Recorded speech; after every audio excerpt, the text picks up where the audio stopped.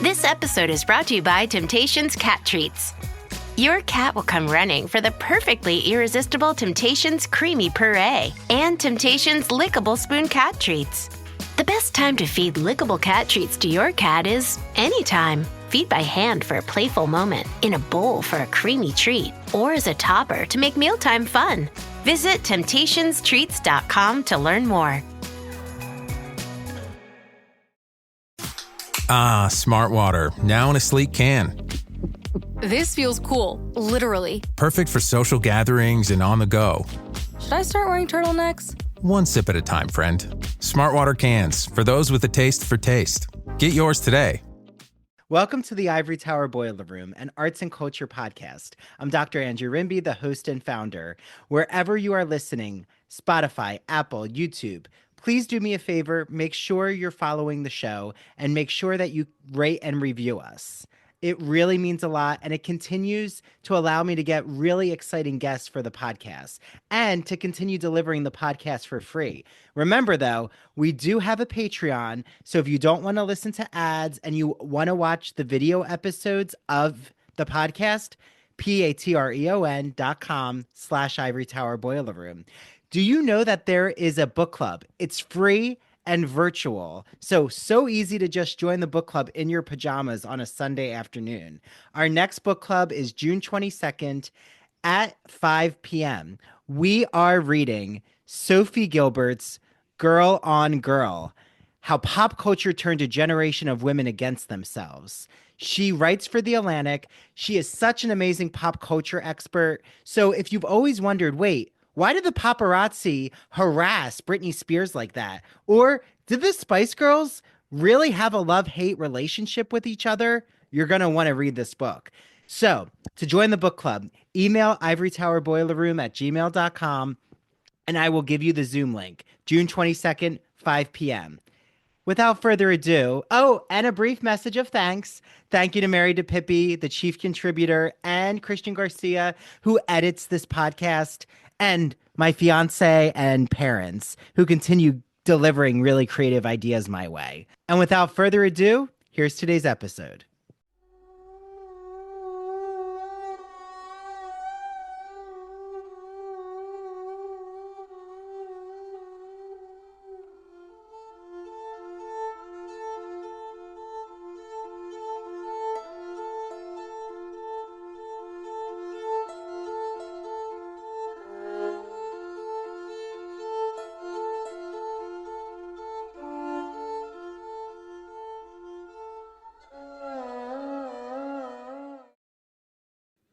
Hey, true crime friends, welcome back to another episode of True Crime in Academia.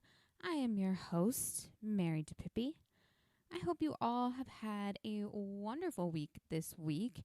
Happy Memorial Day weekend, everyone, also, for those who celebrate, those of us in the good old US of A, which, you know, if you keep up with the news, you know that it's not doing so great right now, so, you know, but that means a long weekend for the rest of us, so I'm excited. I mean, I'm always down for an extra day off of work, but also because my man and I are going down to Wildwood for the Memorial Day weekend. We have not gone. Normally when we go, it's a lot slower. It's the end of the year. So the fact that we are going to like the kickoff of summer, you know, weekend, I'm excited. Like I said, I'm a little nervous though, just because of the weather. I'm not sure exactly how it's going to be, but I'm hopeful that the weather is going to turn itself around. Oh, also, in case you haven't noticed, I'm speaking from the past. I'm recording this episode Friday afternoon before we leave, but you guys will be listening to this on Sunday at 8:30, so a little bit different. Hopefully, though, the weather will be nice and will continue to be nice, because I've also seen, though, for those of us in South Jersey anyway, it looks like it's gonna be a rainy week next week, like towards the end of the week, so, you know, hopefully this weekend is nice at least. I just really want to get on the beach in my bikini, just soaking up the vitamin D, not being cold, obviously if it's too hot, that's fine. I'd rather be too hot in this situation than too cold, which is never how I am. But being that it's still like early in the summer, I just want to enjoy the beach. Because I also don't have the budget to go to an island right now. So this is what I've got. Anyway, that is enough of me rambling on about me and my vacation. I have a really good episode for you guys this week. So we're going to take a quick break, and when we get back, we will get into the murder of Mollie Tibbetts.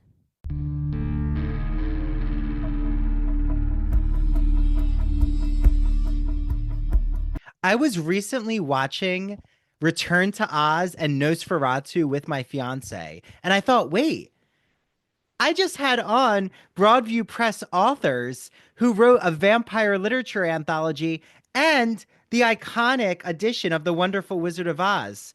So I said to my fiance, you know what?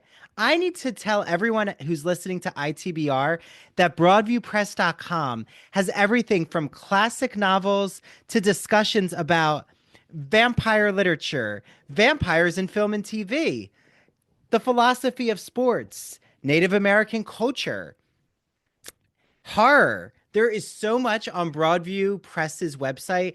I urge you all right now, search broadviewpress.com. You will see that not only do they have books for college instructors, which if you do teach college, you better add them to your list because it's amazing, all the resources they have. But if you have just wandered around a bookstore or a library and thought, everyone always told me to read Moby Dick, but I don't know if I'm going to be able to fully understand it. Broadviewpress.com has you covered because they have amazing notes and sources to help you dissect that huge whale of a tale. See what I did there?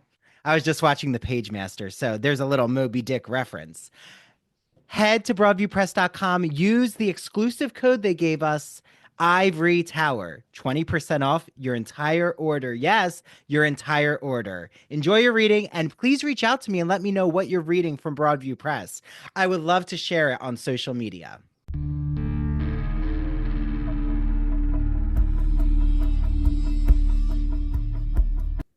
Mollie Tibbetts was born on May 8th, 1998 in San Francisco, California, to Robert and Laura Tibbetts. By all accounts, Mollie had a very normal life. However, she did experience a major shift when she was in second grade. Her parents got divorced, and then she moved to Iowa with her mother and her siblings. Despite the distance, Robert still maintained a close relationship with his children and did everything he possibly could and show up when he could, given the distance. Mollie was described as a happy-go-lucky ball of sunshine who lit up a room with her infectious personality and sense of humor. She was also an honors student who loved to run and ran cross-country in high school. She also loved listening to music, was a Swiftie, and also really loved babysitting. After she graduated high school, she went on to attend the University of Iowa to study psychology. And it seems like she really thrives there. She gets a job as a counselor at a children's day camp over the summer, in between the semesters, and she meets her boyfriend, this guy named Dalton Jack. So again, by all accounts, it seems like she is really settling into college life and overall just really working on her future and everything that she wants to achieve. On July 18th, 2018, Mollie closed up at the day camp and left it around 5 p.m. She then went to her boyfriend's home because she had agreed to dog sit for him while he was out of town for work. She then sent him a Snapchat and texted her mom saying that she might be stopping by later for dinner. She then went and saw her hairdresser and went for a run at around 7:45 p.m. The next day, Mollie didn't show up for work and no one was able to reach her. Her cousin Morgan knew something immediately was wrong when she didn't respond to her Snapchat because they had like a 600-day streak going. And the fact that she wouldn't answer those messages or even, and basically break that streak is so crazy, especially because they were so close. So just before 6 p.m. that day, Mollie's family reported her missing to the Poweshiek County Sheriff's Office. Investigators quickly launched a search. Using the data from her Fitbit, they were able to figure out where she was running. And sadly, because of the flourishing cornfields that were lining this road that she was running on, it made it very difficult for investigators to search for her. Even one of the investigators on her case, an officer Valletta, said, quote, "You could hide 100 bodies along that road and they'd be hard to find," end quote. Police then quickly cleared Mollie's boyfriend as a suspect, and his coworkers were able to corroborate his alibi. Dalton, who had worked in construction at the time, had gone with his coworkers to a construction site that was quite some miles away, and that they were all staying at this one hotel. And, so of course they corroborate him being there. They corroborate him, being at the site at work on time, and things like that. So, and also I think with how far away he was, like there was no way he would have been able to do all of that and be acting normal. So, and by normal, I mean not completely exhausted. Police tracked down every dead-end lead they got, especially as multiple tips of sightings of Mollie came from all across the country. The police realized they need more manpower and bring in the FBI to help them find Mollie.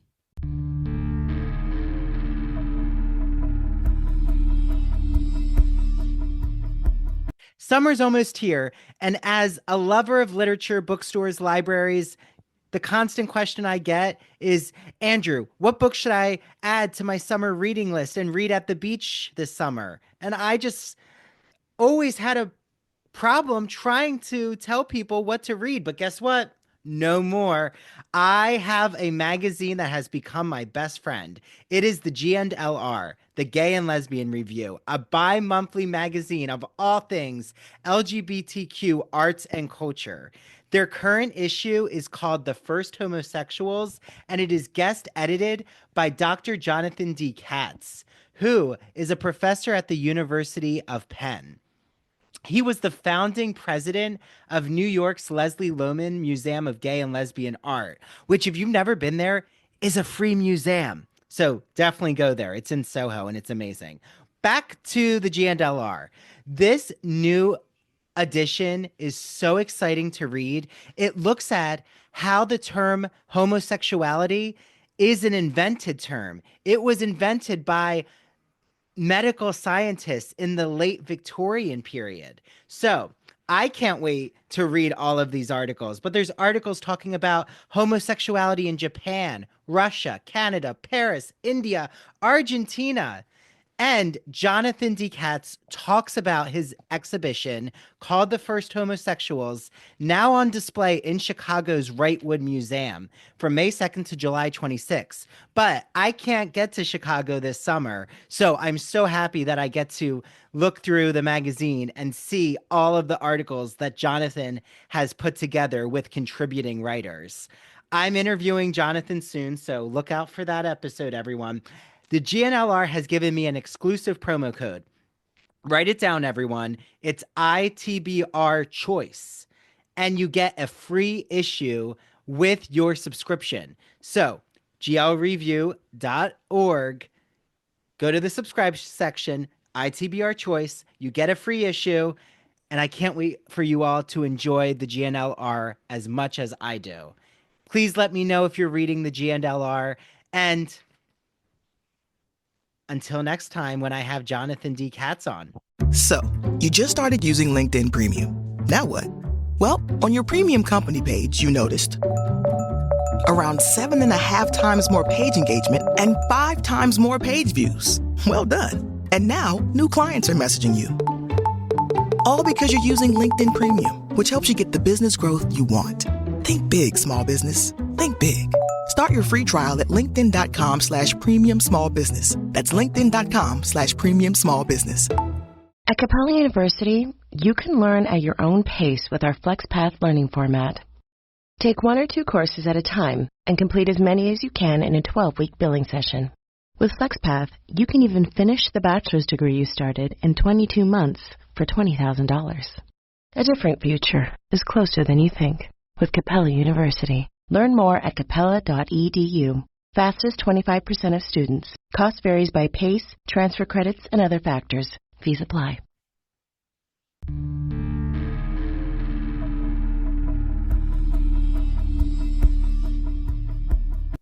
The FBI starts looking into Mollie's run using the data from her phone.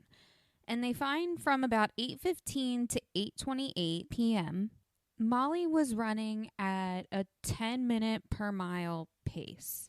She then stops abruptly for about 4 minutes.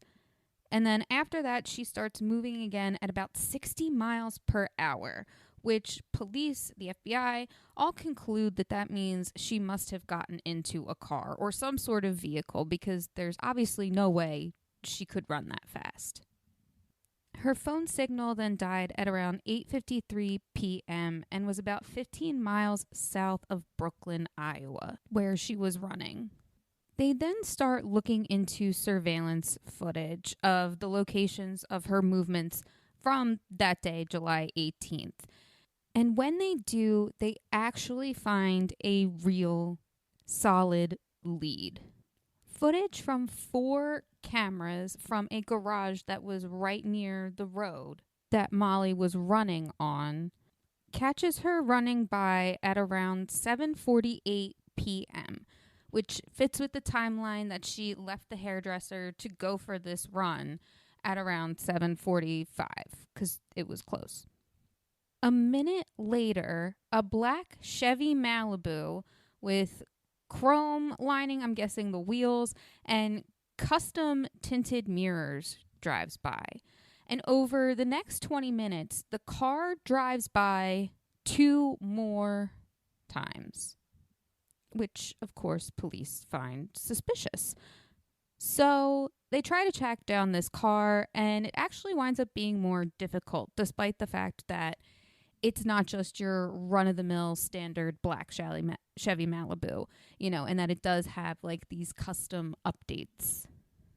But on August 16th, 2018, the deputy sheriff spots this car on his way home from work.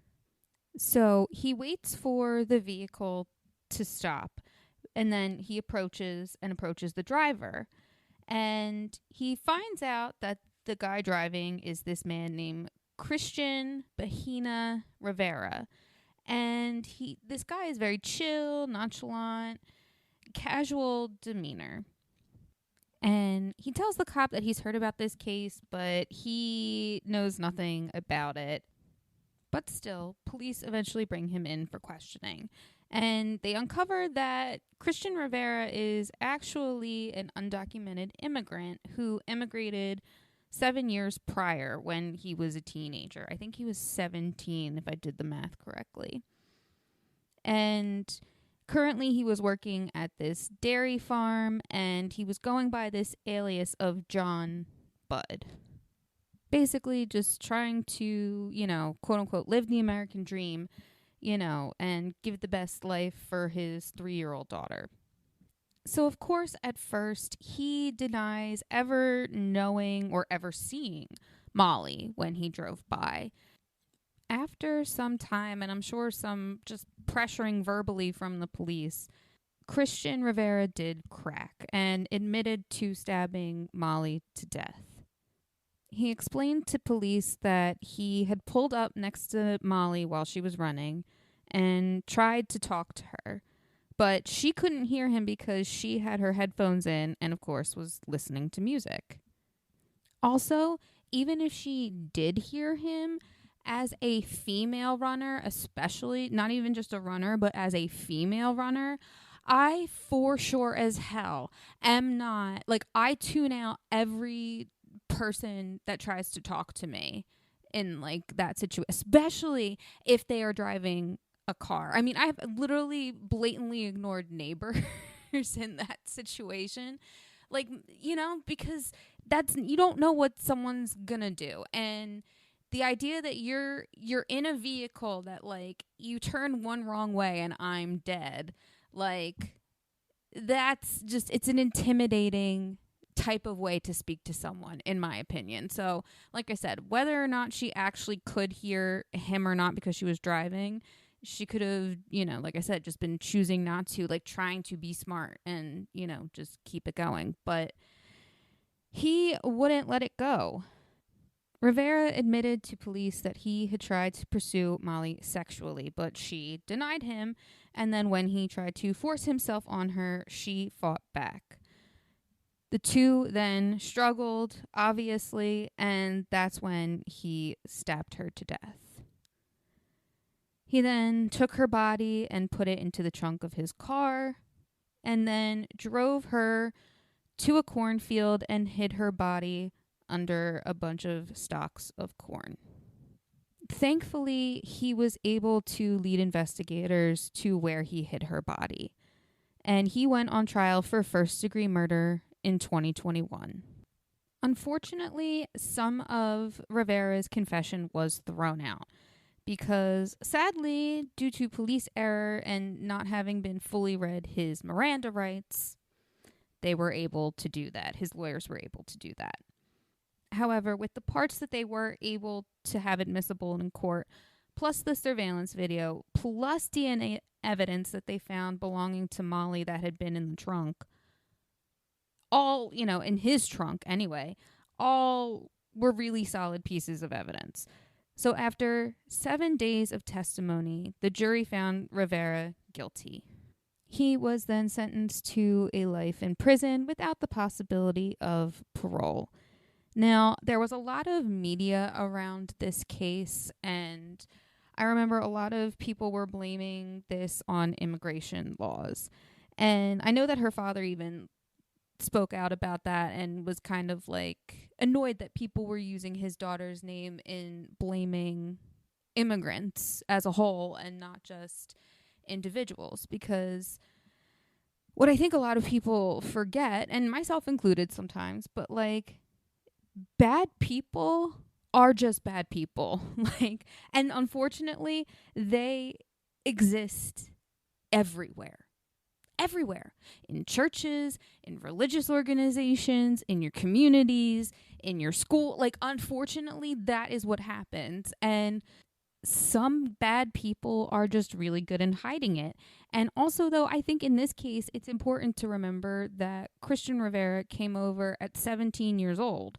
So I don't know that as a 17-year-old, he necessarily had a criminal record. So, like, my argument is that there's always loopholes, and bad people are just always going to be able to infiltrate and take advantage of nice, good people. It's just an unfortunate fact of life. But the idea to think that immigration laws are to blame, I think, and I agree with Mollie's father, it's just absolutely ludicrous. But again, still very, very sad and so unfortunate what happened to Mollie. And as someone who just likes to run, like, I'm not necessarily cross country or anything that intense. Like, I barely do, like, any structured runs. Like, I always just go by myself. But as someone who enjoys that, and as a woman, it is scary to hear these kinds of stories, and, makes me more cautious and wanting to be more alert when I'm in those situations. Which, again, just as a woman, it's just unfortunate that, statistically we are the most targeted. So anyway, that is all I have for you, my loves. I hope you all enjoyed this holiday weekend. I hope you have a wonderfully short work week. Don't forget to follow True Crime in Academia on social media at True Crime in Academia on Threads, TikTok, and Instagram. Also, if you would like to listen to this episode ad-free, go to patreon.com/Ivory Tower Boiler Room and become a subscriber today. Well, my loves, that is all I have for you this week. Until next time, I will see you all later. What does Sunset Boulevard, The Sound of Music, Vertigo, Snow White, The Wizard of Oz, and even Rebecca have in common? They've been covered on my friend Christian Garcia's podcast called That Old Gay Classic Cinema. Every time he is researching and deep diving a film with his guests, he asks the question, what's so queer about this film? You're going to love his podcast. You can listen to it on YouTube, Apple, Spotify, and follow him on Instagram and TikTok at That Old Gay Classic Cinema. I hope you all enjoy it as much as I do.